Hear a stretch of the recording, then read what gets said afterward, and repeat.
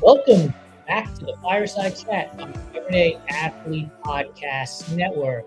I am your host, Jason Bahamundi, and we have a very special show for you today. I'm going to be joined by Ashley Mateo, who is the founder of RUNHER Magazine, RUNHER, RUNHER Magazine. And I'm super excited to chat because, as many of you know, we launched Run Try Bike as a print magazine. I have cut my chops in sales and marketing and advertising in the print space, from the Dallas Morning News to Travel Host Magazine. So I'm kind of excited to go back in my time and learn a little bit about what drove Ashley to get RUNHER Magazine off the ground and started this late in the game in terms of media, when we think about everything, air quotes, is going digital. So it's cool and refreshing to see print. But before we bring her on, do me a favor, subscribe, rate, and review, and comment if you're on Spotify or YouTube to the Everyday Athlete Podcast Network. We have 6 shows that rotate throughout that network that cover all sorts of topics, from food and mental health to running, swimming, cycling, and the everyday athlete, as well as entrepreneurs in the endurance sports space. I'm asking you for 5 stars. If you're not inclined to give me 5 stars, please do me a favor and email me first, jason@runtrymag.com, so that I can address your issues and concerns to make this the show that you recommend to all of your friends. And lastly, we have the Everyday Athlete Clubhouse, which is still going on. If you go to runtrymag.com, hover over shop, you'll see the Everyday Athlete Clubhouse. It is a private community of everyday athletes who are uplifting each other, supporting and inspiring each other. We have a private Slack channel. We have our close friends on Instagram, where we share exclusive content, as well as content that you can only get on runtrymag.com, the website as well. And honestly, the benefits start immediately, as you'll get a welcome box, but you'll also get discounts from all of our marketing and advertising partners. So you've heard enough from me. Let's bring Ashley on the show and let's learn a little bit about her and her business. Ashley, thanks for joining me today. Thanks for having me. I am so excited because, 1, I love the idea of print, and 2, you were so open and ready to say yes when I asked you to join me on the podcast. I mean, I love to yap. What could be better? And about running. It's perfect. This time will fly by then, because I also love to yap, and especially about running and print. But the first question I ask everybody is, pineapple on pizza, yay or nay? Oh, no. Yes! We are immediately BFFs. That's like not even, you don't even think about that. That's a hard no for me. Fantastic. All right, this one's going to be a little bit more hard-hitting, but I think it opens up a window into getting to know the guest that I have on this show, and that is simply, who is Ashley Mateo? I mean, I think the simplest answer is, I am a runner. It's really become a huge part of my life. I wouldn't have said that a decade ago, and I would have laughed at you if you told me that that's how I would identify in the future. But I was a journalist. I started in a very different space than running and made my way over to fitness and wellness, and running is really what stuck the most, to the point where here we are, 17 marathons in, 2 coaching certifications, and just started a running magazine. So I think at the end of the day, yeah, I'm a runner. That's fascinating, because I was fully expecting you to say entrepreneur as the first thing. And I wonder why, and maybe you have some insight as to why that wasn't the thing that came out first. I guess I have never really thought of myself as an entrepreneur in the way that the world uses that word right now. Like that was never my goal. I never saw myself as like starting something, owning something. I mean, I guess I was an entrepreneur in the fact that I was a freelancer. I've been a freelancer since 2017. So I run my own business, but my own business was me. Right. So stepping into a founder and editor role at RUNHER, it wasn't really a like, I want to do this thing. It was, nobody else is doing this thing, so I'm going to do it because I'm sick of complaining that nobody else is doing it. Okay, so let's go down that rabbit hole a little bit more, because I started Run Try Bike for very similar reasons, which was, we aren't talking about everyday athletes. We make up the vast majority of the field when it comes to any one of these endurance sports events. And the way I always equated it was like you'd have top 3, top 5, top 10 women, top 3, top 5, top 10 men. So let's say somewhere between 6 and 20 athletes in a field that even like at a Western States, you have 369 athletes that are all everyday athletes at that point. And nobody was talking about them and nobody was sharing their stories and telling their stories. So I wanted to fill that void. So when you were out here reading magazines, scrolling social media, was it just the fact that you didn't see as many female faces as you had wanted to see? I think it was twofold. One, I think we actually do have a lot of content that speaks to the everyday athlete from a service perspective. And so that's a lot of what I was doing from, as a writer, the how-tos, the gear guides, helping the everyday runner, at least since like, for sure, the pandemic, maybe even before that a little bit. I really started writing about running in probably 2017, I want to say. And it came from my own desire to learn more about running. I was seeking out information. And as a writer, I wanted to talk to the people that had that information and then help disseminate it to anyone else like me who wanted that information. So I do think that that content exists. But what I didn't see was content around female athletes. And, well, I'll say female runners specifically because that's where I focus. But when I look at running now, I see that the everyday female athlete is driving this running boom. But there's also more excitement happening on the women's side, in my opinion, than on the men's side. And yet the sport is still almost always approached from like a male first perspective. And Yes. that's not to say that there aren't great stories on the men's side. It's more that they can both coexist. And when I was pitching these stories to the running media outlets that exist right now, they were not being accepted in the same way as male focused stories or more neutral stories. And I just felt like there is such an opportunity to tell deeper stories around women in the sport, whether it's the community side of things or the competitive side of things. Those stories just aren't being told on a regular basis. What, and you don't have to name names, but what were you hearing from the people you were pitching on your ideas that was the reason for why this story isn't something that we want to publish? I wasn't always getting reasons. Okay. I think any writer out there knows that a lot of times you're either not getting a response at all or you're getting a we're going to pass with no deeper explanation. But I'll give you one example from the Olympics. I had pitched a story about how women were winning the Olympics, right? Women were taking home more medals than men, especially in track and field. And I pitched this story, and I remember the male editor said to me, well, an American man just won the men's 1500. And I was like, okay. Right. Yeah. Like, No kidding. it's not a one or the other story. Like, those are two incredibly different stories that both should be told.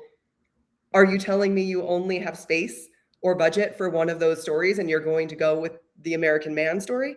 And so that truly was I want to say breaking point, but just like that was a moment where I was like, okay, if nobody else is going to tell these stories, I'm going to tell these stories. And I was doing it on a Substack, and I think Substack is a great platform, but it wasn't the platform for me. And so I was like, how can I do this in a bigger way that feels more like what I want to do and what I want to read? Okay, so you use the word bigger. And so if you don't mind, can you define that for me? Like, what was bigger that you were like, I'm going to do this on my own? What would fall into that bucket? I think what I mean by bigger was I wanted it to have a more lasting impact. And I think for years, I have been sort of caught up in this digital media, like hamster wheel, where it's really quantity over quality. And that's not to say that there isn't quality journalism on digital media, because of course there is. But I personally felt like everything I was doing was just sort of like churning out content. And I didn't have the time and wasn't being paid what I needed to be paid in order to really dedicate that time to the stories I wanted to tell. And so I took a step back and was like, how do I tell those stories? And I was like, I miss print media. And that was sort of the start of like, well, what if we did this? You know what's so interesting is print media is far more trustworthy than digital space. And it's because there is the quantity over quality component when it comes to digital media, because people can just crank that stuff out in a heartbeat. Whereas when it comes to ink on paper, and for those of you who don't understand, like the process of putting ink on paper is massive. You are ordering a certain number of copies for the issue, you're formatting it, you're designing it, you're laying it out, you're editing it, you're previewing. I mean, you're doing all of these things before the first drop hits the paper. And then you get a proof, and you have to hope, make sure that the proof looks perfect and everything else is in there. And then it goes to press. That is a big undertaking. And I think it's exactly why people trust print more than they trust the digital space. Did that play a role in your mind too? Like, people are going to trust me when I put ink on paper more so than zeros and ones on a digital screen. I don't know if I thought that they would trust me more. I would hope that anybody who's read my work over the years knows that I have always put a lot of care into my writing, and the sources that I talk to, the way that I vet them, the way that I fact check and copy edit my own content. Nobody's perfect online, obviously, but I think there's a type of pressure that comes with print that you don't get in digital, because on digital, you can always fix it, right? Like, you can delete the thread, you can edit your newsletter, you can update the .com, you can go into the CMS and whatever. But with print, it's everything you said, but also it has to be perfect, or as close to perfect as possible before you print, because there's no redos. Right. Like I said, it's more permanent than digital. And like, I live in fear of finding typos in our issues. And we have a very, very small team of people producing this magazine. And so, I read each page. Like, I could probably recite some of these stories to you at this point. Yep. There are still going to be errors. I know there are. There's going to be typos. We're going to miss a comma or whatever. It's not for lack of trying, but it does put a level of pressure to make sure that we're delivering the best piece of content that we can by the time we go to the printer, in a way that I don't feel online. Not that I don't want my digital content to be as close to perfect as possible too, but there is a part in my brain that knows, well, if I have to fix this, I can fix this, or I can add a note under the thread and say, sorry, I accidentally deleted, a line that I meant to include, or here's the source. You can't do that in print. So it's like, you have to present all that information at once and hope that it's as perfect as possible, so that you maintain that trust with the reader. Because if you don't do that, you will start to erode the trust. Yeah, the level of stress that we had when we were putting ink on paper when we started this business was sky high. And the proof would come back, and you'd be going through that thing with a fine-tooth comb.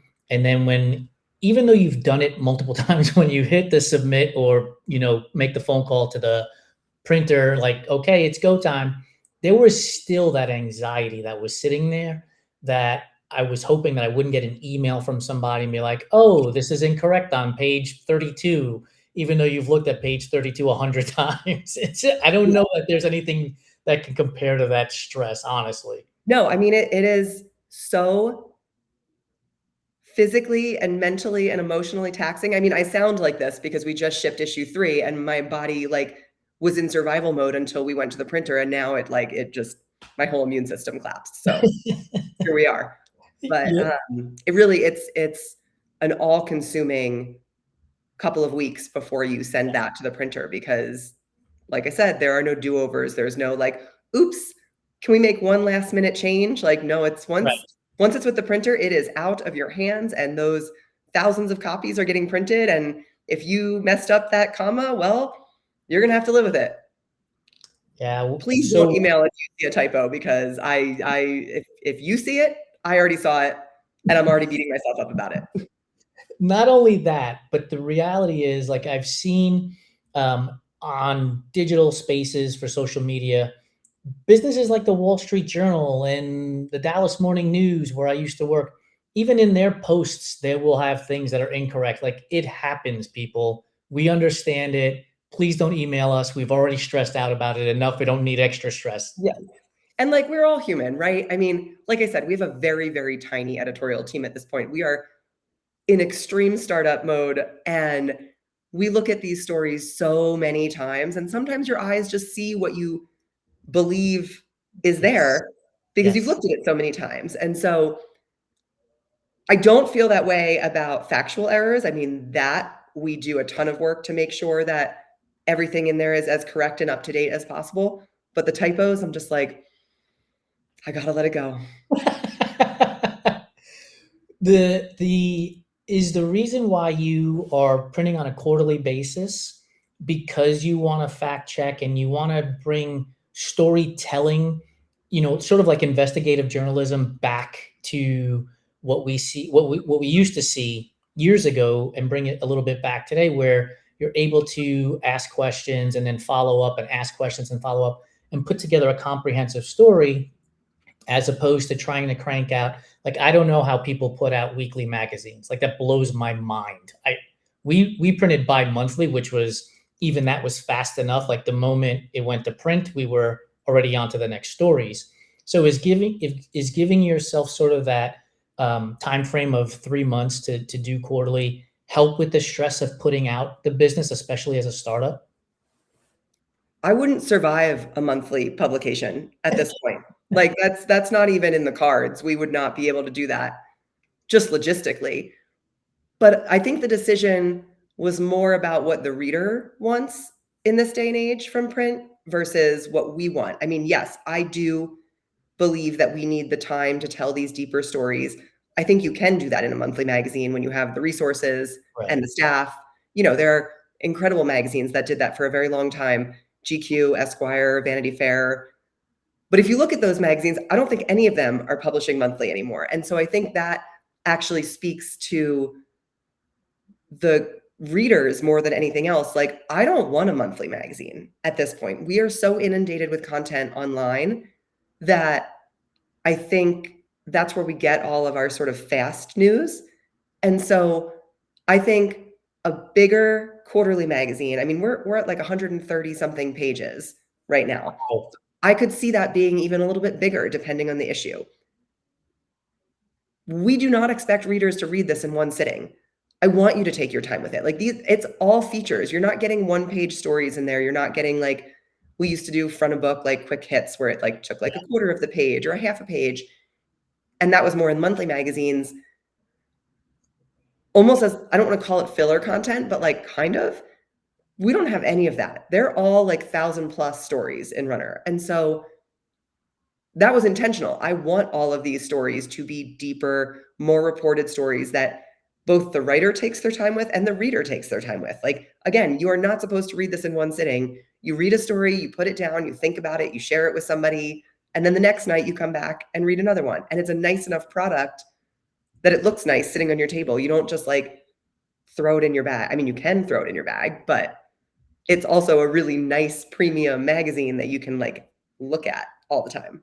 This is such a refreshing conversation for me, because when we went from print to digital, right, all the SEO stuff tells you X number of words and all of these things.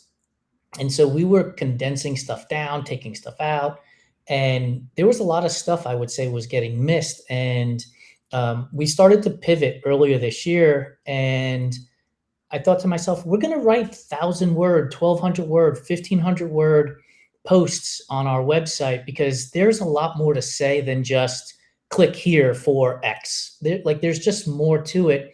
And we want people to spend time with us and get to know us as a leadership group, because I feel that's how we can connect and create community. And I'm wondering if your thought process about the 1,000 pages isn't just take your time and read it and put it down and come back the next day, but also allowing people to get to know who you are, get to know your editors, even though they're not necessarily in the magazine, like talking to the person, but they can get a feel and develop sort of this community where your readers and you are able to connect to each other to further advance getting more women in front of the camera, on the pages, coverage at the Olympics for winning the 1500-meter women's event, right? Yeah. I mean, that's always been our goal. The magazine is like the entry point, right? That is our physical product. And I think we're seeing this resurgence in physical products because people are craving connection. Yes. They're craving connection to other people, to things, to stories. They're rebuilding a sense of identity, I think. And so the magazine to me is that touch point. It is that connection point. And I hope that from the pages, as we grow, we're able to build a stronger community on our social media.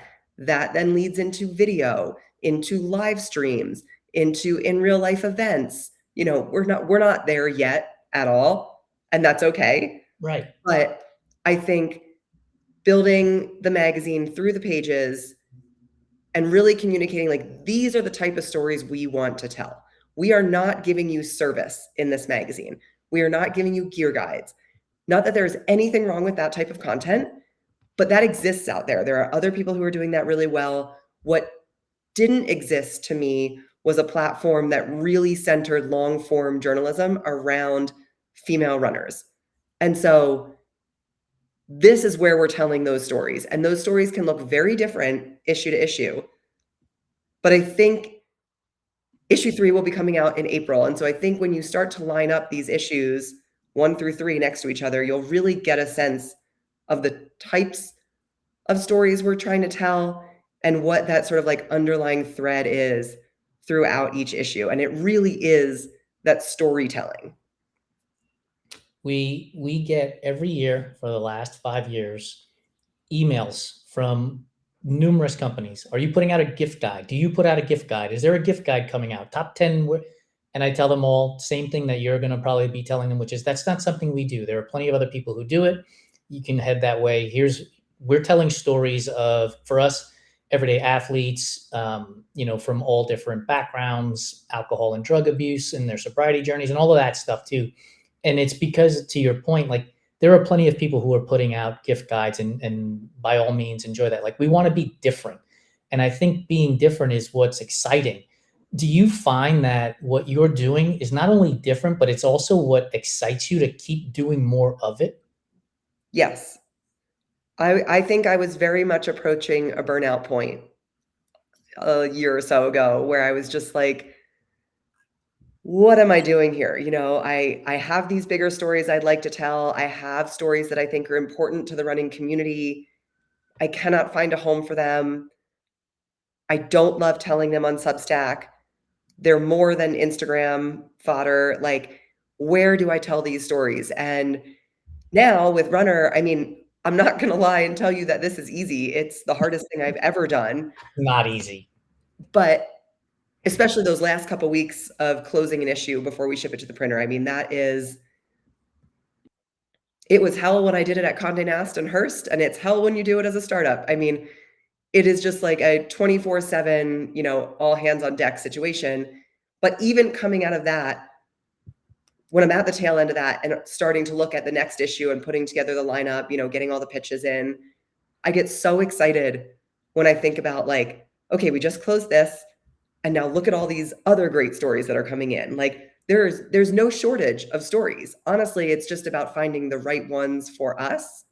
But when you see that lineup start to come together, it's just like, to me, it's so exciting because most of them are stories that haven't been told. Some of them are stories that, other places might have touched on before, or maybe were told a couple years ago, but haven't been like dug into more recently or updated in some kind of way. And they could be stories that parts of the running community have never heard. I mean, we had a story in the most recent issue about women outpacing men at ultras.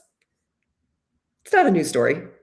People have covered that topic before. Women have been outrunning men since, I don't know, Anne Trezon comes to mind, but before her even. Yeah.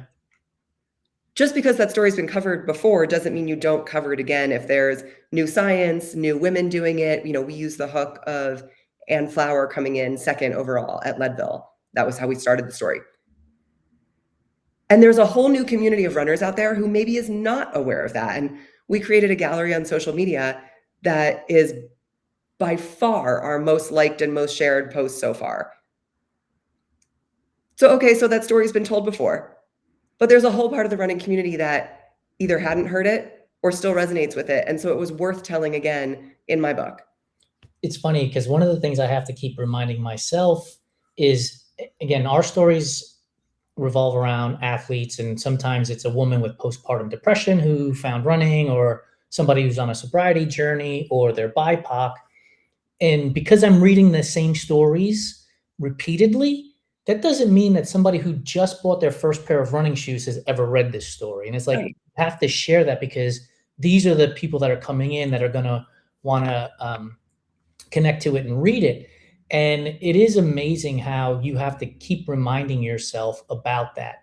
One of the things I wanted to ask you is, because I know a couple of weeks ago, or maybe last week, you put out a thread about submissions to you. Mhm. And I'm wondering a couple of things. One, what's the process for people to get stories in front of you? And then two, has there been a moment in, and I know the company is very young, but has there been a moment where somebody's pitched you an idea where you were like, mother of pearl, I've never thought of this before. This is an absolutely awesome idea. Yeah, I mean, absolutely. Um, well, to start with your first part of that question, we have a Google form and pitch guidelines, and that's how everybody has to submit. Again, we're a very small team, so it's very clear. Do not DM me. Do not send me a LinkedIn message. Do not email me. Like, even people that I've worked with and known for my entire career, I'm like, you got to use the form, guys. Like, I'm going to add one more thing in there too.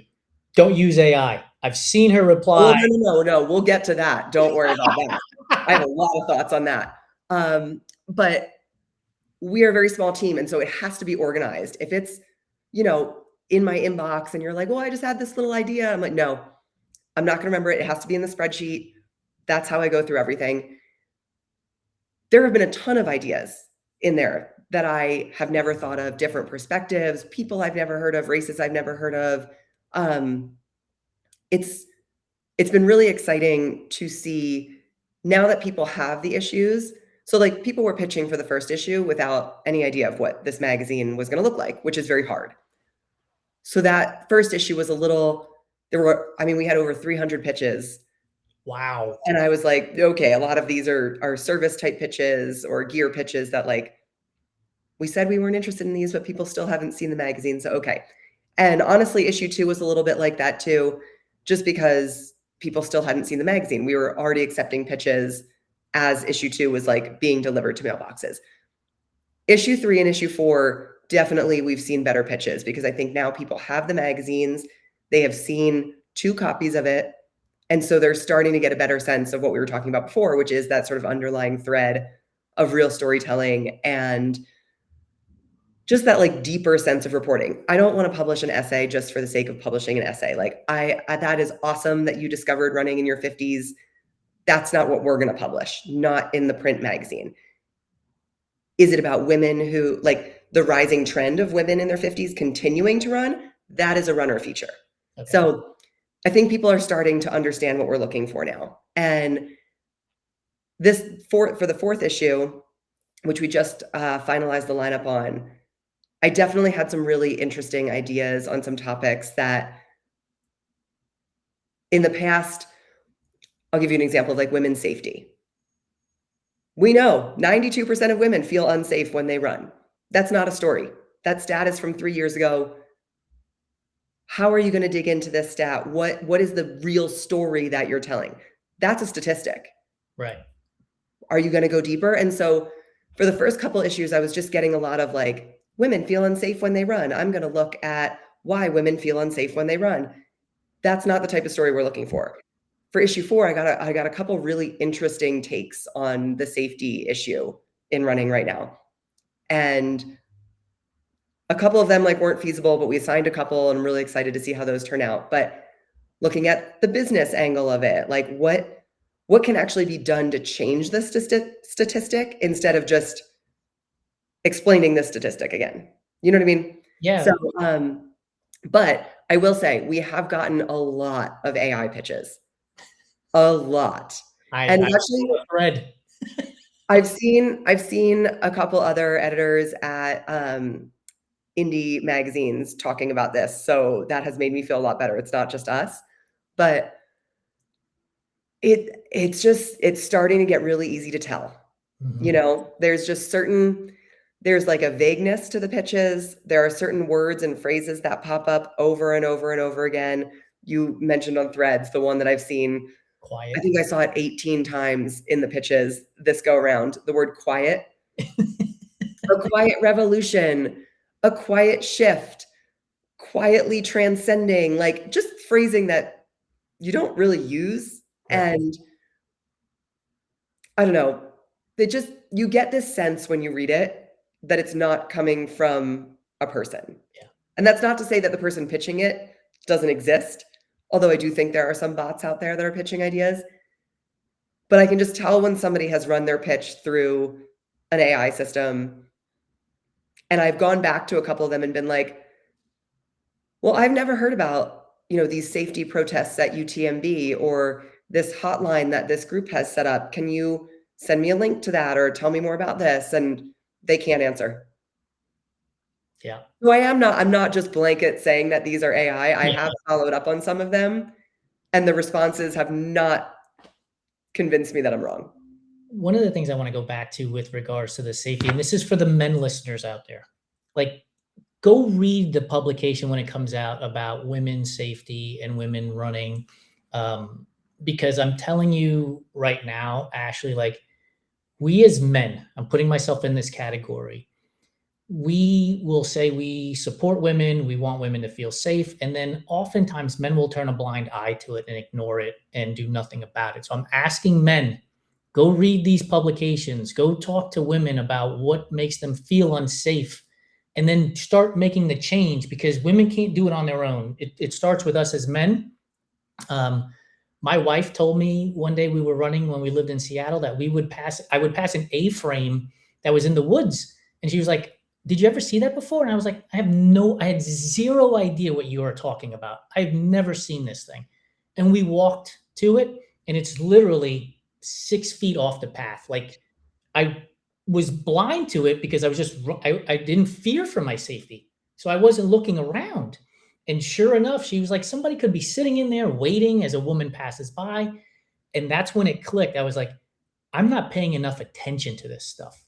And so when your issue comes out with runner safety, or if you're publishing it, I'm begging you, go read it. Don't just dismiss it. It's too important of a topic for us to just blow it off because we want to bring more people into the sport of running, right? Like we all talk about, let's grow the sport and let's make running more accessible and more fun and everything else.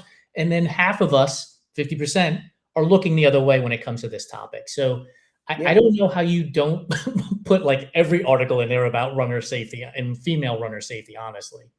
Well, I want to say too, like when we started the magazine, we were like for her, by her, that kind of language. And we ended up moving away from that because it's not just for her. Yes, this is a women's running magazine. It's geared towards women, trans, non-binary athletes, the communities that have been sort of marginalized by running media. But I very much want men to read this magazine. Because I think that women's running is super exciting right now. And if you're a fan of the sport, then you should absolutely be a fan of women's running. There are incredible things happening in it. And two, just because you're a man does not mean women's running is not around you or affect you. If you have daughters, if you have a run club with other women, I don't know. I mean, if you have a wife who runs, like you're affected by this. And women, again, are driving this sport, but they are still sort of behind in terms of equality and equity when it comes to the sport, in terms of gear, in terms of coverage, probably pay, all of those things. And so, like you said, women can't change all this ourselves. Right. We have to have men who agree that women deserve equal coverage, equal pay, fair contracts, whatever it is. You can't just do that with just women. It'd be done already if we could do that. I mean, it just goes to the idea, right, of a rising tide lifts all boats. Yes, So exactly. we have to help each other out. My wife has started a female focused business to help them find grants and get investments so they can elevate their businesses. And I'm helping her in the background with website design and all of that good stuff so that she can focus on helping others because she can't do it all on her own, right? There's only but so many hours in the Yeah. day. Art now, we don't get it as much as we used to. When I first started this business, every now and again, because I said that this magazine and our content is going to be focused on women and BIPOC athletes, physically challenged, disabled athletes, queer athletes. I would get an email every now and again from a white male who would say, "Well, where are we represented?" And I would tell them, "Go look at any of the other thousands of publications. Like you don't need to be here either, as well, I should say." Like, have you gotten any feedback from men? Like, where are men? Can men write for you? Can anything like that? No, no, nothing like that. The only negative feedback we've gotten has been towards trans runners. Trans runners are not real women, to which I say that has been part of our mission from the beginning. They are a marginalized community within the running space, and so we are reserving space for them in our pages. Full stop. I Yeah. mean, there's no such thing as like real runners or breaking up these categories like that. Like, I'm just not even touching that with people. I'm We with said you. it from the beginning. They deserve to have their stories told. Their experiences are just as valid as anybody else's, and they will always have a space in this magazine. As for men, we have definitely had men pitch stories. We've featured photography by men. I mean, I'm not anti-man. I'm not anti having men in the magazine. I think there's a couple different ways I think about it. Photography, unfortunately, is still incredibly male. It's very hard for women sports photographers to kind of break out to the top of this, to running in particular. And so sometimes it's just we have not been able to find the types of photos we need from female photographers yet. And so that's a goal of ours. How do we continue to elevate female photographers in the running space? Again, we're very small and new. We have lots of ideas. We'll get there. And for stories, I don't want to say we'll never have male writers in the magazine. I think there are some stories that would be great to hear from men. I want to hear from girl dads or a coach who works with elite female athletes and, how they change their coaching, or I don't know. There are stories Right. that men can tell. If it is a story about the female experience in the sport, I'm not assigning it to a man. Like, sorry. We're not doing that. So, and I think there are a lot of writers out there, female writers, that I would rather give a chance before I work with a male writer, just because male writers have a lot of outlets where they get prioritized before female writers. Yeah. I mean, that's just a fact at this point. And so the least I can do with this publication is try to make sure it prioritizes female creatives, writers, photographers, whatever, wherever we can. It's not going to be always. I didn't promise it would be 100% because that's really hard right now. But I think we said at least 75%, and I'm going to stick to that. I love it. And I'm not going to put words in your mouth, but you can shake your head yes or no. Like I feel like you're holding a little bit back in there. Like men, seriously, you don't have to write for this particular magazine. There are so many other places to go. Like, don't It is a little surprising to me how many men have pitched. And a lot of them, to be fair, do seem to be more of we get a lot of like content creators from, or not even creators, like SEO writers from international countries, which to me can skew AI, or they're not going to do the type of journalism that we want right in the magazine. But there have definitely been male writers where I'm just like, God, guys. And there's nothing wrong, like, it's nothing against the men themselves. It's just like, Yes, I this guess. is a women's running magazine. Unless your story is, like, incredible. Let me rephrase that for you. It has to be doubly incredible, in all honesty, because I'm sure you're getting incredible pitches from women who have great stories to tell, and that's what your business and the foundation of your business is on. So if a male comes along, it has to be twice as good of a story Yes. with right in order for it to be considered, and that's okay. Yes. Right? And at the end of the day, the type of stories that we wanna publish are about the lived experience in the sport, right? Right, So, like, this is a more extreme example, but, if we're gonna write about the evolution of period care products for women, I don't want a man writing that. I right, don't care if they're an incredible writer. They don't know what it feels like right. to get your period on the morning of a marathon, Or a male writer could have incredible contacts within the elite field, know all the athletes, know all their agents, but, like, if it comes down to a story about women negotiating pregnancy clauses in their contracts, I think I want a female writer writing that story because I just think that the interviews are going to be different. It's very different. We actually did a story on, the rise of female agents and managers within running and how having same-sex representation is helpful behind the scenes. And that is not to say that men can't be great managers, Right. but there is a different relationship when you understand each other on the same gender level. Like, when you have to talk about your period or wanting kids or your relationship or something like that. For a lot of women, not all, obviously, but for a lot of women, there is a different comfort level in having those conversations with another woman. And so that's how I think of it with the writing too. Certain topics are just, they just need to be told by a female writer.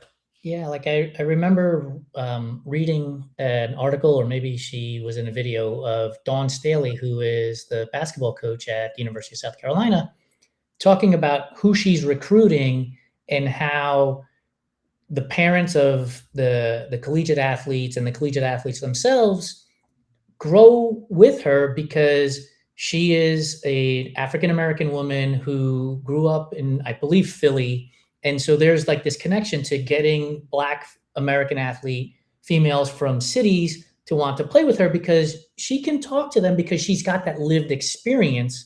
And so again, me as a male would have zero clue what it's like to be pregnant or to get a period on the day of the marathon. And so my writing might come across as dismissive because I don't have that experience. And there wouldn't be any passion behind it. And that's one of the things, excuse me, that when we would get pitches, they would say, "What would you like me to write about?" And I was like, but if I tell you what to write about, you're going to not put forth the effort because it's something I'm interested in. I want you to tell me, "Hey, I'd love to cover this idea or talk about this more," because now I know you're invested. And when you're invested, the product gets better. Yeah. I mean, I've written a lot of stories that I'm not personally invested in the sense that, like, when this is a career and you're churning out stories, and given the rates at some digital outlets these days, you're writing 20 stories a month. You're Yeah. not personally deeply invested in every one of those stories. With Runner, we're only publishing 15 to 20 stories per issue, editorial stories. And so I am very careful when selecting those stories. There might be 5 pitches that come in on a similar topic. I really have to look at those pitches and look at the writer and look at their background to be like, who can tell this story the best? Who has the most fleshed out pitch? Who has experience covering this topic? Blah, blah, blah. Whatever, to narrow that down. Because to some extent, if you're a good writer, I think you can cover any topic, right? That's one of the things I love about writing. When I worked at 17, I covered things like sugar daddies and Molly, the rise in the drug Molly, and like financial advice for college students. Like, if you know how to write, you can really cover any topic. But I think in a magazine like this, when you do have limited real estate, you want to make sure that the people telling those stories are the best people to tell those stories. So there are stories that I'm like, oh, I could write this, but no, I need to find somebody else or wait for the pitch to come in to tell the story the right way. For those of you who don't understand what Ashley means when she says limited inventory, limited space, magazine's going to print so many pages. If a story comes in and it has to go over pages, she's either got to pay for additional printing of it all, try to find another sponsor to come in and fill up a space that can break up the story so it's not just content and letters all across the pages in there. And so there's an expense to when you start to build out a magazine in adding a story. And sometimes you have to edit it so that you're falling within how many ever pages you plan on printing that day. So there is an expense to it. You can't just keep adding pages like you can on the internet and just publish. And so and just even if you could, people don't want to read that many pages. Like there's a point to having a finite amount of pages. And so that's why stories don't run 3,000 words if they don't need to. We assign at a limited space, you get 4 pages, 6 pages, whatever it is, and we will cut to fit to make sure that the best story is being told in the space that we have. And we will also move a story to a future issue if we're not able to tell it in quite the right way. And we've killed stories before, and that means we've scrapped a story entirely if it's just not up to par, because the worst thing I think we could do is publish a story that doesn't accurately represent the community, the topic, whatever. We don't have to do that. Right. We don't have to fill a quota. Oh, we need to publish 15 stories a day for Google purposes and blah, blah, blah. Like, I want every story in this magazine to be impactful. And sometimes that means if we can't get the story to where it needs to be by the time we're going to print, we're not going to print that story.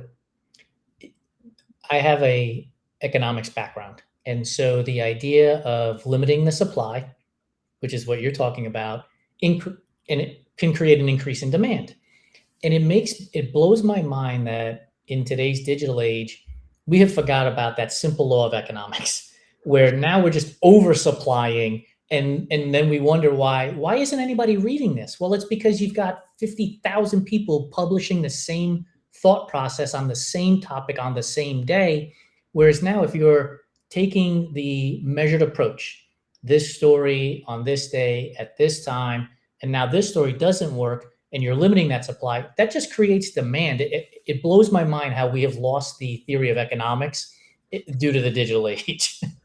Well, you bring up another point that I've been talking to some people about, which is we're so used to free content that people are afraid to pay for certain content, or maybe not afraid, but they're like skeptical of it. And this new generation of independent print publishing, which I think Runner is a part of, the subscriptions are not cheap, and frankly, I don't think any magazine subscriptions are cheap anymore. I know some are $50, newsstand ones are $50. It costs me like $10 an issue to get a Time magazine off the newsstand when I have a story in it.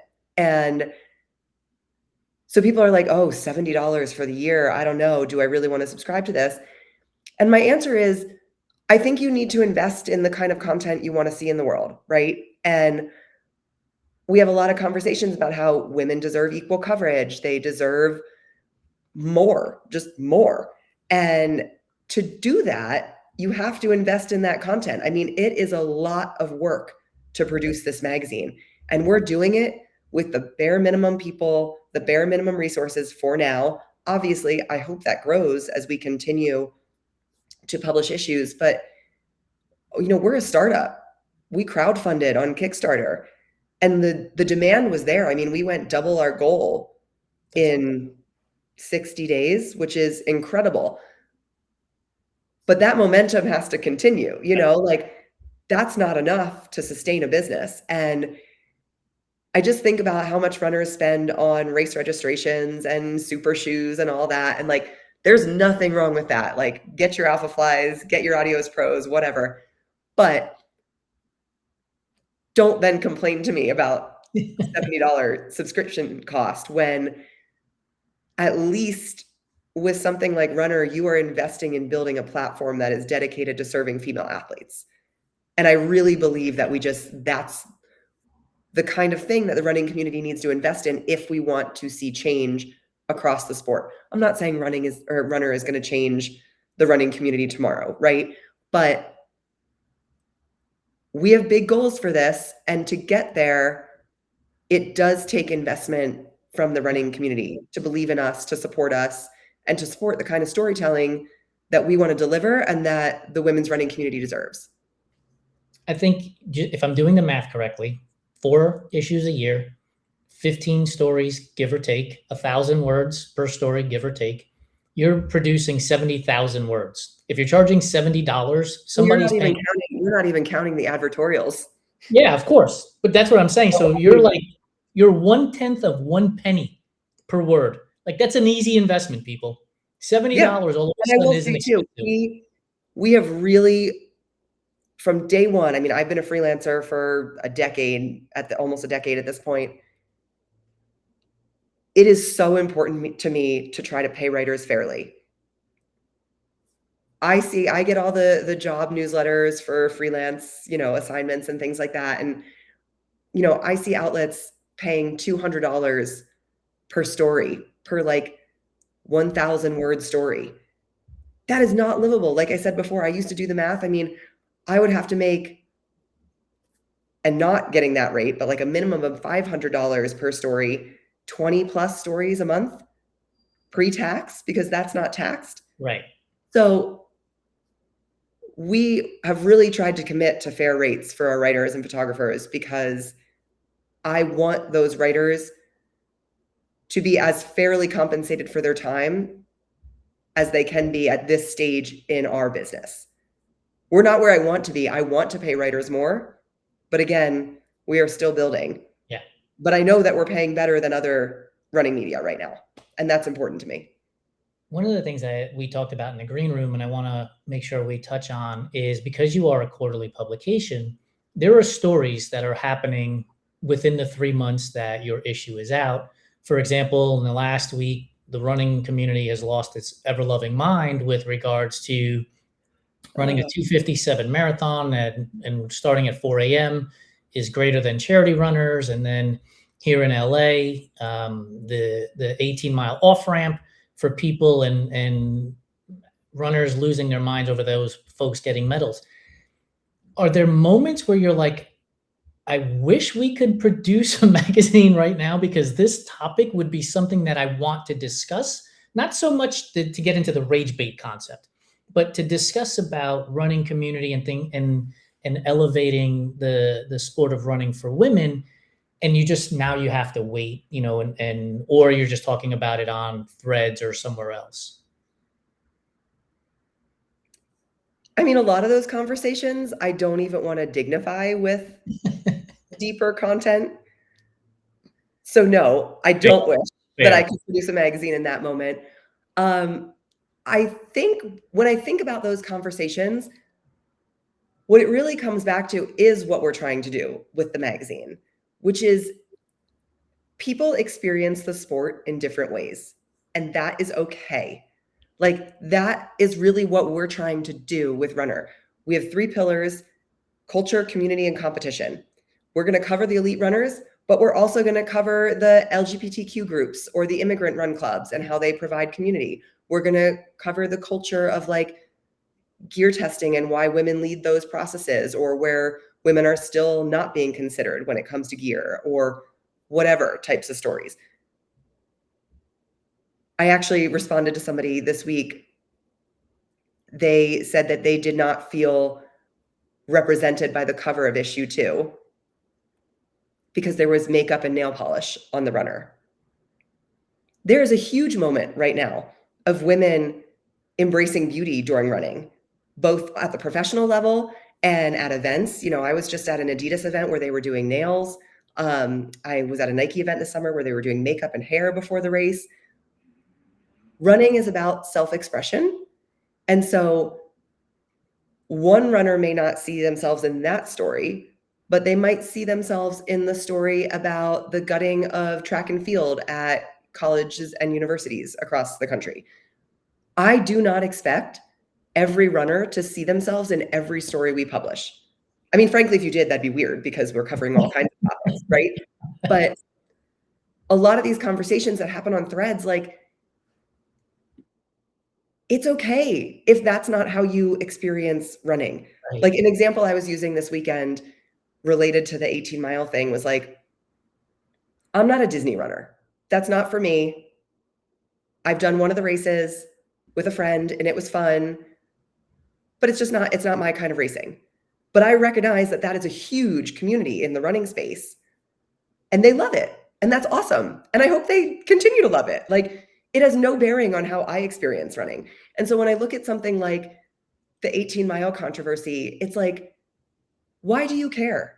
Right. If somebody decides to cut off and take an option officially offered by the race to protect runners, why do you care? Right. It does not diminish your experience in running that marathon at all. It has no bearing on you. And so I wish that the running community as a whole would just recognize that there are different ways to show up in this sport. You know, if you want to wear illegal super shoes on race day, go for it. If you want to take a bottle from your friend on the race, which is technically not allowed, go for it. If you're not a pro, you're probably not going to get in trouble. And I just think that, like, if we spent a little less time policing other runners' behaviors, we would have a happier sport and a bigger sport. I mean, don't we all want to keep growing this sport? It's what we all say. But like, if you shame somebody for taking the out at 18, whatever their reason was, and dogpile on them on threads or Instagram or whatever, and deter them from signing up again, like what is the point? Ashley, I use this all the time. Again, I go back to my economics background.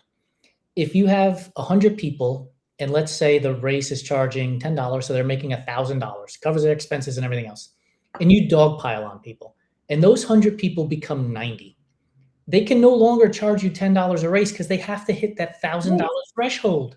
So now you're going to complain that races are getting more expensive, or clothing is getting more expensive, or shoes are getting more expensive. And one of the reasons is you keep telling people you're welcome here. All you have to do is put on a pair of shorts and a t-shirt and run. Simultaneously, you're telling somebody you're not a runner unless you qualify for Boston.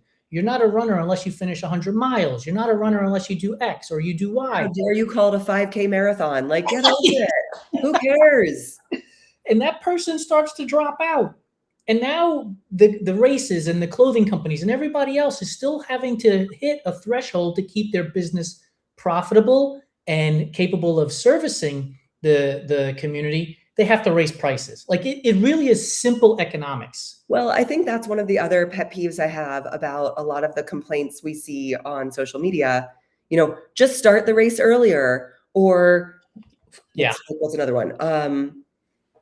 Split the race into 2 days, or no influencers allowed, like those types of arguments. It's like, there just seems to be a fundamental misunderstanding around the business of running. 100%. And whether it's a world marathon major or a local race, like, there are a lot of costs associated with putting on these events and a lot of logistics. And I have tried in different stories for different outlets to shine a light on some of those behind the scenes things that runners don't think about. You know, where is your race registration fee going? Well, it's going to literally everything you see on course. Those wires that are protecting the timing mats, the tables the bottles are sitting on, the law enforcement and medical personnel on the course, the timing clocks and whatever. Like, you're paying for everything on there. And then logistically, it's like, cities have to shut down streets. They have to, again, get the law enforcement out there. They have to pay overtime. They have to have trash pickup. Like, you can't just be like, oh, well, the night before a race, let's decide to move it up 3 hours earlier. And unfortunately, social media doesn't allow for that kind of nuance. Correct. In conversations, which is such a shame because we end up having the same conversations over and over and over again. And going back to the 18-mile one, which I think it's interesting. talking. Oh, You're good. oh, okay. Thought I lost you. I've been talking about how heat is affecting races for a couple years now. Yes. And I wrote a story for Runner's World about it. You know, what are races going to do? Are we just going to cancel? You know, are they going to start moving dates? I mean, the New York Marathon used to be in September and then October, and now it's in November. I actually thought what LA did was a great option. Mhm. Instead of canceling the whole race, they gave runners the option to make the best choice for them in that moment. Was it going to be perfect for everybody? No. I saw somebody saying that like they DNF'd at 22 and they didn't get a medal, and you know, they emailed the race and they were bummed about it. Like, come on, guys. What the race did was provide a safe option for people to do what they could do on the day. They did the best that they could do on short notice. And I think we have to applaud those kind of measures. Otherwise, they're just going to start canceling races. Correct. Anyway, that's a whole other conversation I can go into. With LA, they did it at mile 18 because the finish line was right there. For those of you who don't know, basically from mile 18, you wrap around and do a loop and basically come back to the same exact spot. And so you're looking at, I think they ran 18.2 miles to be exact to cross the finish line, right? It happened to be the perfect space for them to do that. I remember Amanda Loudon, who interviewed me for a story ages ago for Outdoor or Triathlete Magazine or something about climate change and how races and how do athletes address it and get into that. And we're talking 5, 6, 7 years ago. And obviously we're still talking about it today because it hasn't gotten any better. But these are the things that you as an athlete have to understand are going to happen because one day it's 50 degrees and the next day it's 82. Like these are the things that happen, and we have to advocate for athlete safety. I remember when I was racing an Ironman, the move from mass swim starts to time trial starts basically. And as an anxious runner, I applauded it. Anxious swimmer. I was like, yes, like this will help me not have panic attacks in the water. And I've done 8 of them, right? I think 2 or 3 of them were mass swim starts. 0 people have ever said to me, those Ironmans don't count because you didn't do them all in a mass swim start. 0. Yeah. Like you guys have to get past this stuff that you're so angry about in the moment because it's going to be all okay. Well, and it's like the medal too. You know, I said on Threads, like they're all participation trophies, guys. Yeah. What I mean by that, again, is not trying to diminish anybody's experience, right. But at the end of the day, the medal does not get you anything. The time does. So it's not like you're not submitting a photo of your medal to Boston as your BQ. When I say it's a participation trophy, it's what you paid for as part of your swag when you showed up. Yes, if you finish it, you get it. If you don't finish it, you don't. But when a race gives you an option like the 18-mile out where you can still get it, there is nothing wrong with that. We are all getting these for participating in the race. Mm-hmm. So I think like if somebody runs through the finish banditing the race and takes a medal, that's a huge no-no. If you ran 18 miles, DNF'd, and then like went around the course and went through the finish and somehow got a medal, also a big no-no. But this was a policy approved by the race. You cannot shame people for taking that. Right. And I think it comes back to what we were talking about before. We want people to feel welcome in the sport. Shaming somebody and telling them that like, well, you should have just trained harder or prepared better for the heat, or you should have gutted it out and like walked it in. Like, why?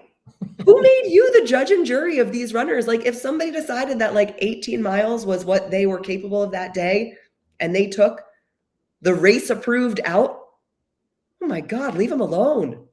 Not to mention, there are so many middle school and high schoolers that are running with Students Run LA in this program. Right. So it's perfect. Your comment reminded me of this idea, right? That we all have the same 24 hours, right? Just get up earlier and go train, or just do X.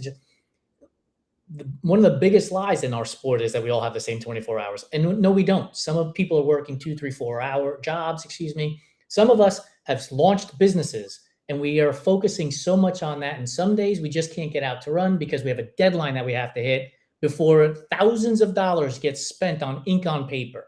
And that takes precedent over running 5 or 6 miles that day. It Yes. happens. Go ahead. I was just gonna say, it comes back to what we were saying before too, that like people experience the sport in different ways, right? Like you might be approaching a marathon as like, this is a proof of grit. You know, I've worked so hard for this. I'm going to earn that medal. You know, and if I don't make it to the finish line, like that's a failure, which it's not, but that's a whole nother conversation. But there are other people who are just there to participate. They said they want to do this thing. They did the training, but it's harder for them. They don't really care if they get the full 26 because it's so hot that they're uncomfortable. They don't want to suffer. Like running is not a competition in suffering for every single person in the sport. Right. I get that it is for some people. And there are some races I've done where I have approached it that way. And there are other races where I'm like, I just want to finish and have a good day. Mm-hmm. People experience it differently, and that's okay. The sport has grown to the point where it is no longer just about performance and competition. And that's a good thing. There is a cultural element to it. There is a community element to it. And if those people have different goals than you or want different experiences out of their races, their training, whatever, that's okay, as long as it's not negatively affecting you in some way. And I say negative, I'm thinking of like somebody, you know, running in the marathon, like with their selfie stick out and like, you know, almost taking you out because they're making content. Like that is how a runner could negatively affect another runner, in my opinion. For the most part, they're probably not bothering you. Let them be. Yeah, I just wrote an article about Ironman, WTC banning on-course filming and all of that stuff. And as a person who's been in a bike wreck in the middle of an Ironman, I get it. On the bike, I totally get it. On the run, I probably have a different opinion than on the bike. But you start thinking about, to your point, running with a selfie stick and impeding. And so I was like, a solution might be that at the water aid stations, you have a place to step off where people can take pictures. And because there are going to be people whose finish time they don't care about. They're like, I want to get on-course content, and this is a great spot to take my picture, and they're out of the way, and you can do things like that. Races are going to have to adjust to this scenario as well. I wrote the word myopic as you were talking on my notebook because I think that's something that happens far too often is with the way the algorithms work. Like social media is wonderful. I got to meet Ashley Mateo because of social media. Simultaneously, it puts you in this algorithm that everything becomes that thing. And so now we believe that running becomes X. And once it floats outside of our alley of X, we're like, that's wrong. Because look at all the people that are in my alley of X that say this is the way it's supposed to be done. And we lose sight of the fact that we're all different backgrounds, different goals, different stages of life. I'm 52 years old, right? I just interviewed or had a conversation with a 25-year-old. We're not one and the same, but we're in the sport of running. And so I think sometimes like that myopic view that social media has given us also hurts the growth of our sport because we start to believe, well, if you're not doing it this way, you must be doing it wrong. Yeah, I think I was thinking about this a lot with the Ironman camera situation. I think there's a couple things there. One, they also banned the wearable cameras, you know, so like the new Meta Oakleys and things like that, which that I think is stupid. I think that's actually a solution. If somebody's wearing their glasses and it's hands-free, that's a great option to not be disruptive. I would argue against it on the bike. And the reason why. Yeah, no, that's fair. That's fair. Right, I'm not going to speak to the bike. I'll speak only to running. Because I have been almost taken out by people, not even with selfie sticks, but like doing the arm like 0.5, you know, going at like 6-minute pace in a 5K. You know, somebody whips out their arm and all of a sudden you're like, whoa, whoa, whoa. Like, especially on the BAA 5K, which is like an incredibly crowded race. And I think what it comes down to for me is like running etiquette, right? Like right now, there's a lot of main character energy in running. Everybody is the hero of their story. You know, everybody thinks that they need to create a video recap of their race or get the perfect photo at this moment in the race and whatever. And it's like, okay, if you want to do that, that's fine. That's not how I experience racing. But you have to remember that you are on a course with, up to 60,000 other runners. And so if you are going to do that, be aware of your surroundings. Yeah. If you're going to take your phone out, move to the side. It's the same way if you're going to walk, step to the right. What is the right etiquette? Slower to the right, I think. Just like look around you and make sure that you are not disrupting someone else's experience. I mean, I even think about like, I don't want to be in somebody's video all the time. If I'm like suffer festing at like 22 in a marathon and all of a sudden some guy's like, mile 22, this is my split, and I'm in the back of that video. I mean, I didn't opt into that. That's right. Yeah. So I think it's just like having a level of awareness of the people around you.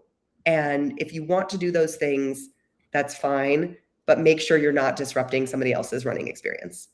I think that's the key to it all, right? It's literally the word respect. Just because you paid as much money to enter this race as the other person, they want to have an experience just like you do.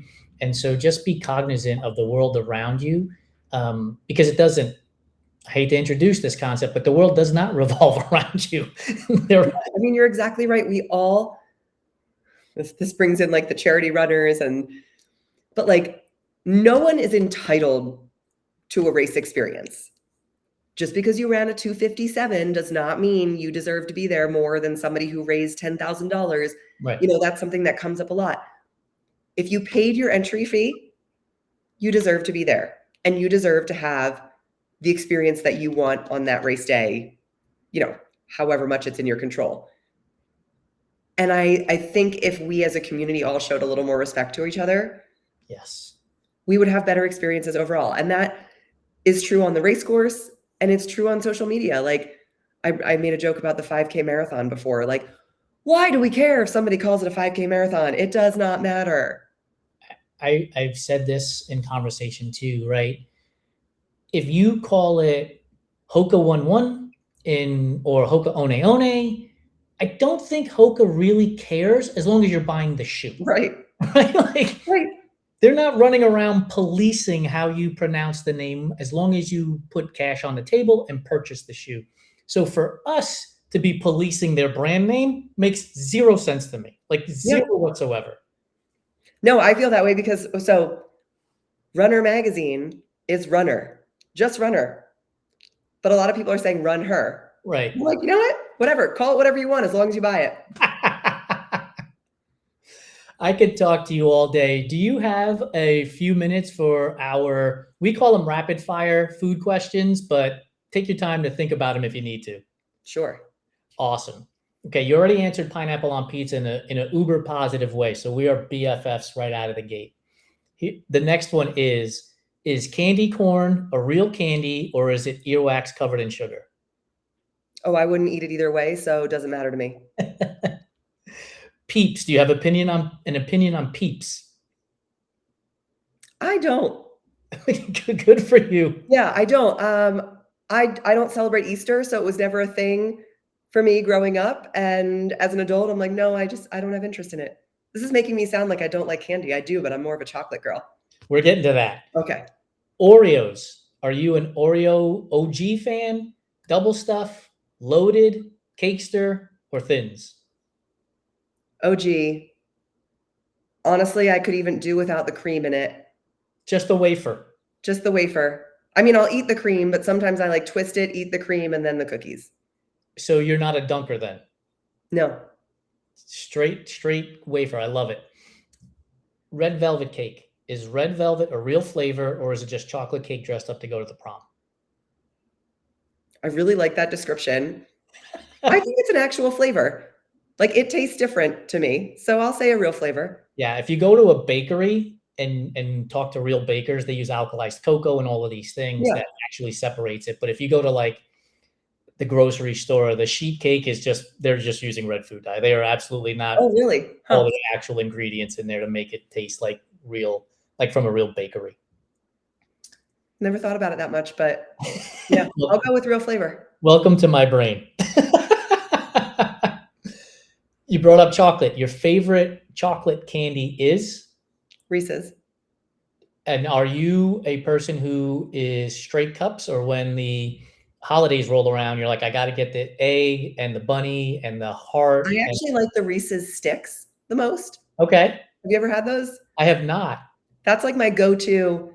It's almost like a Reese's, but a Kit Kat with a Twix, sort of. I don't know. That I would sounds go, if I fantastic. had to go straight Reese's, I would go the mini cups. That's my favorite. But my like usual, oh, it's 3 o'clock, I'm gonna walk to the supermarket and get a snack. It's the Reese's sticks. Now with the little minis, are you biting them, or are you just popping it in like an aspirin? Eating the whole thing and then probably eating the whole bag. You mentioned Kit Kats. We have a 7-Eleven around the corner from us that has Japanese flavors. And so out of strawberry, raspberry, or orange Kit Kat, which one would you prefer? Raspberry. They're good. Orange takes the cake orange takes the cake for me in our house, but the raspberry one is very good too. Okay, here's a question for you. If you're gonna get gelato with raspberry and chocolate, which flavor would you put on top? Raspberry. Okay. I would put the raspberry on top because as you go in, you're going to get the chocolate coming up from the bottom. So the chocolate would get into your mouth first. So you'd get that creamy, milky feel. And then you'd get that acidic bite, which I think would be a better finisher than the creamy, milky feel. Okay, so this tells me that you're a cup versus a cone person too. Yes. Because otherwise I'll be wearing the cone, by the way. Fair. I would also do raspberry on top, but I can never decide which is better. I mean, look, it's all going in the same place, as my father would say. So what's your favorite non-chocolate candy?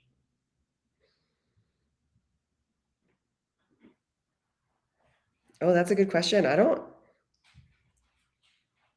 know. I'm a little bit surprised you identified as a runner when I asked you that first question, and most runners today are answering that question with Nerds clusters. I know. I actually have 2 little baggies of it in my pantry from an event, and I still haven't touched them. I would say maybe like Sour Patch Kids, Awesome. something like a little more tart. Good call. But So I don't often get candy that's not chocolate. you mentioned raspberry and you mentioned sour. So are you also like a lemon lime kind of person?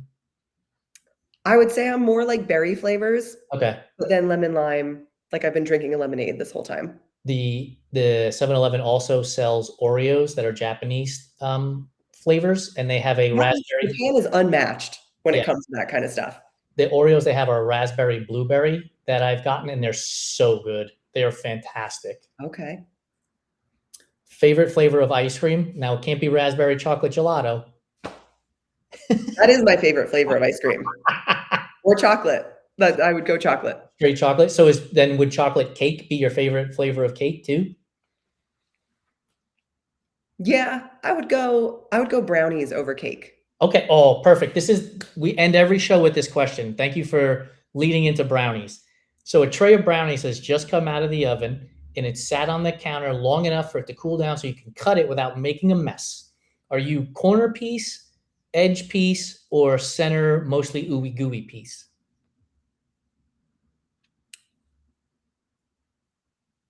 It depends who made the brownies. I love it. I live at altitude, so I have not yet figured out how to not have it be a gooey mess in the middle. Something about baking at high altitude, brownies they've just stumped me. But normally I would say a middle piece, maybe an edged, but not a corner. Okay. A corner is too many edges. One edge is okay. See, I'm a corner guy because I like to be able to hold on to it, and I feel like with just the middle would just make me a chocolate mess. I'd look like the kid with chocolate everywhere, and the edge is not enough of a handle for me. But I also like the corner of a lasagna slice. I like the corner of a Sicilian pizza slice as well. So I go straight to the corner for that. Do you have a favorite method for eating your brownies? And yeah, that's a great face because I didn't really phrase it properly. So here's how I eat brownies when I have a chance. You take the brownie, you put it in a coffee mug. You get some coffee flavored ice cream, put it over top of it. And as the coffee flavored ice cream melts into the brownie, you end up with sort of a mocha, and it's just top notch. First of all, you don't make a mess all over your face and everything else. And then you get coffee and chocolate all in one. It's like utopia. No, I would go straight brownie. But you just made me think of lava cake, which I also really like. Yes. It's like brownie meets cake, but not fully cooked. Uncooked. Yeah. Yeah. But that's like decadent. I could never, that'd be like you get that at a restaurant. I would never make that. Have you ever seen the movie Chef with Jon Favreau and John Leguizamo? Mm-mm. So put it on your watch list on whatever platform you have, because chocolate lava cake becomes like a central theme throughout the whole entire movie. And it is a fantastic movie to begin with. Okay. So before I let you go, where can people find you? Where can they go and subscribe to RUNHER Magazine and get one of these amazing stories that they can take, time to read and pass along to friends and family? Yeah, I mean, Instagram is probably the best place right now. You can follow me personally at Ashley Mateo. Runner is at RUNHER Mag, and at RUNHER Mag we'll have all the links to our website, our subscription site, our pitch guidelines, basically anything you could want to know. Awesome. Ashley, thank you so much. I'd love to extend an invitation for you to come back as the business matures and we have the opportunity to see how the running community has embraced your magazine and has been able to uplift women's voices in the sport of running. Anytime. Thank you. Thank you so much. Thanks to those of you who stuck around for this conversation. It was fantastic. I had a great time chatting with Ashley and getting to know about her and the business. Time is the greatest gift that we can give to each other, and you gave us the gift of your time. So make sure you subscribe, rate, and review the Everyday Athlete Podcast Network on your favorite podcast platforms, and come back next week when we have another great conversation with another everyday athlete doing amazing things. Appreciate you. Have a good one.